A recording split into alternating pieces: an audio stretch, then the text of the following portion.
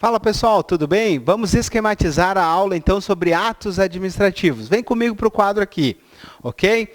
Lembre que é importante eu fazer esquemas da nossa matéria. Vamos lá então. Uma grande situação, um grande assunto que cai muito em prova é a diferença então entre atributos do ato e requisitos ou elementos do ato. Certo? Nós temos uma incidência altíssima de questões de prova que fazem aqui a mistura, né? A troca dos elementos, certo? Então tem que ter muito cuidado em relação a isso. Vamos lá então. Quais são os atributos do ato administrativo? O que são atributos do ato? Vamos relembrar? Atributos dos atos administrativos são as suas características, ok? E essas características nós usamos um método mnemônico que é o PATIE. Primeiro deles, o primeiro atributo, a primeira característica que nós encontramos no ato administrativo é a sua presunção de legitimidade. O que significa presunção de legitimidade? Significa que se presume que os atos administrativos, a maneira como o Estado se manifesta, estão de acordo com a lei. Mas essa presunção de legitimidade, ela é absoluta ou relativa? Ela é relativa.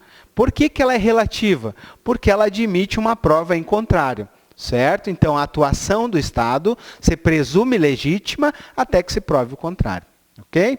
Dentro ainda dos atributos do ato, nós encontramos a presunção de veracidade. Alguns autores colocam como um novo atributo, alguns autores como um subatributo dentro da presunção de legitimidade, mas é importante eu saber o que significa. Presunção de veracidade significa que os atos administrativos gozam da chamada fé pública, certo? Próximo atributo que nós temos é a autoexecutoriedade, muito cobrado em provas. Cuidado! O que significa a autoexecutoriedade dos atos administrativos? Significa que a execução do ato não depende de anuência do poder judiciário. Importantíssimo. Então, para que a administração pública atue, não é necessária a autorização do poder judiciário. Certo? E vejam bem, todos os atos administrativos têm presunção de autoexecutoriedade? Não. Muito cuidado, pessoal. Nós temos exceção. Exemplo, a cobrança de multa. Certo? Imagine que o Estado determina que um cidadão faça a sua calçada de acordo com o plano diretor. Esse cidadão não faz a calçada e toma uma multa. Ok? Essa multa que ele vai sofrer não vai ter autoexecutoriedade a sua cobrança. Significa que para cobrar esse cidadão que não fez a calçada, caberá à administração pública recorrer ao judiciário na cobrança judicial.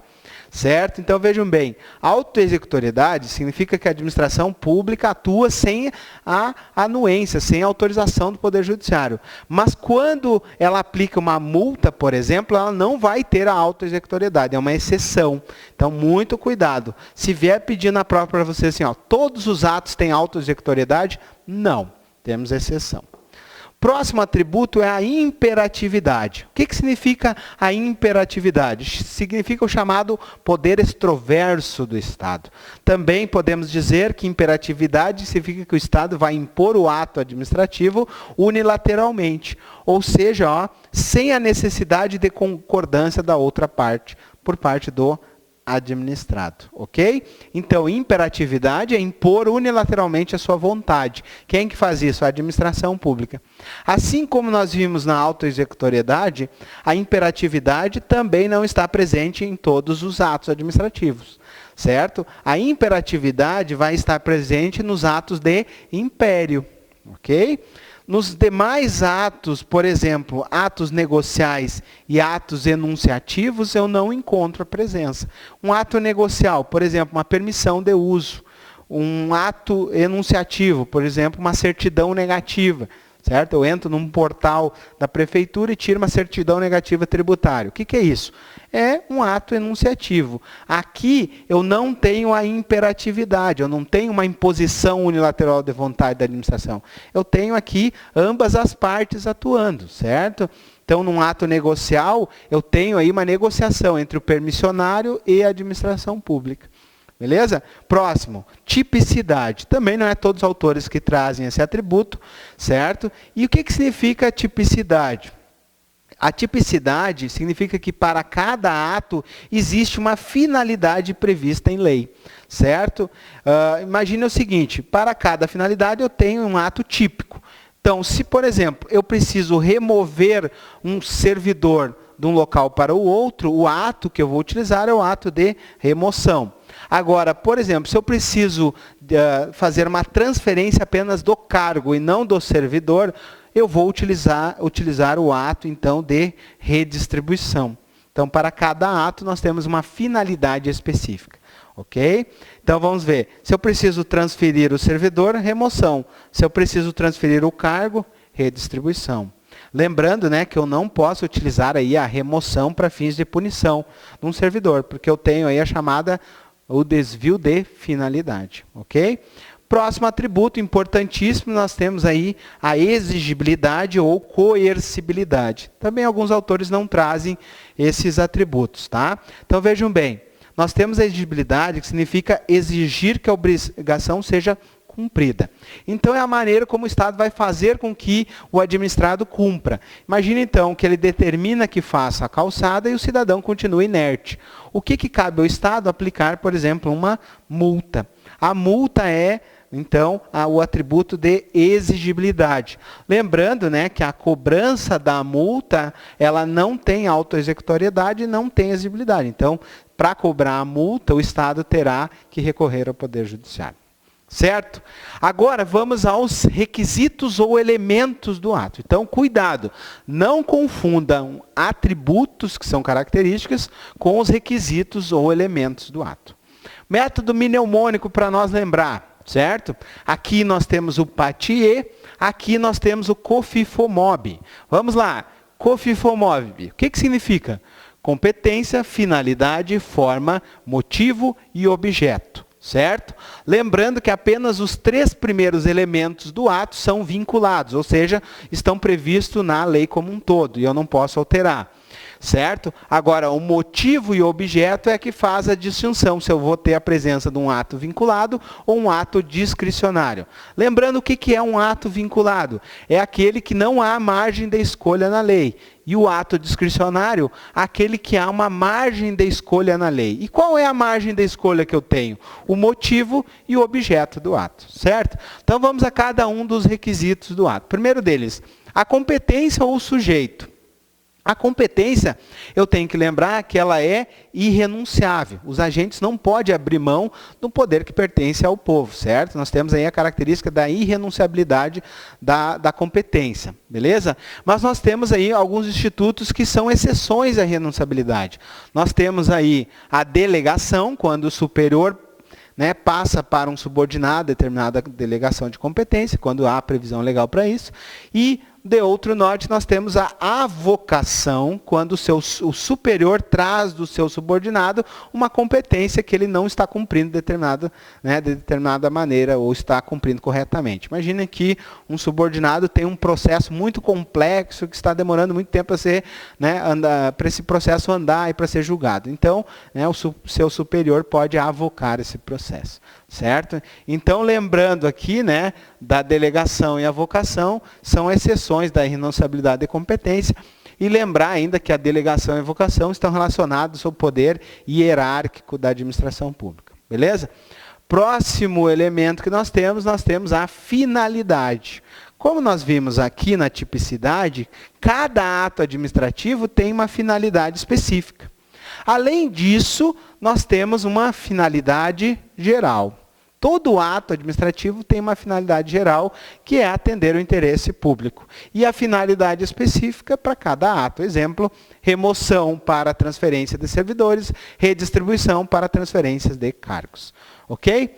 Próximo elemento que nós temos aí é a forma, certo?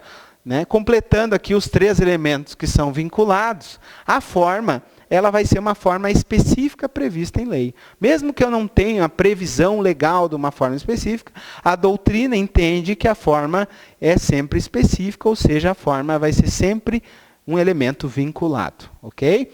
E o que significa a forma do ato? Significa a sua exteriorização, a maneira como ele se apresenta para o mundo real. Ok? Então, nós podemos ter aí um ato escrito, um ato verbal, um ato sonoro, certo? As formas de atos administrativos que nós temos. E o motivo, o que significa? Chama a atenção para vocês o seguinte, motivo e objeto são dois elementos que caem muito em prova.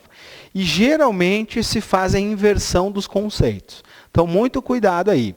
O motivo são as razões de fato ou de direito que levam à prática de um ato. Ok? São as razões de fato ou de direito que levam à prática de determinado ato. Imagine uma razão de fato. Imagine que alguém constrói uma obra irregular. Nós temos aí uma razão de fato para que a administração pública faça o embargo da obra. Certo? A mesma coisa nós temos uma razão de direito. Imagine que um servidor X aí, ele não cumpre com seus deveres funcionais e pratica um ato, por exemplo, de corrupção. Nós vamos ter aí uma razão de direito para que a administração pública abra um processo administrativo disciplinar e então vai ter um motivo aí para a prática do ato. Ok? Lembrando que motivo não se confunde com motivação. Então, primeira pergunta, qual é o elemento? Motivo ou motivação? Motivo. Então, o elemento do ato é o motivo, que não se confunde com motivação. Certo? Motivo, razões de fato ou de direito, que leva à prática do ato.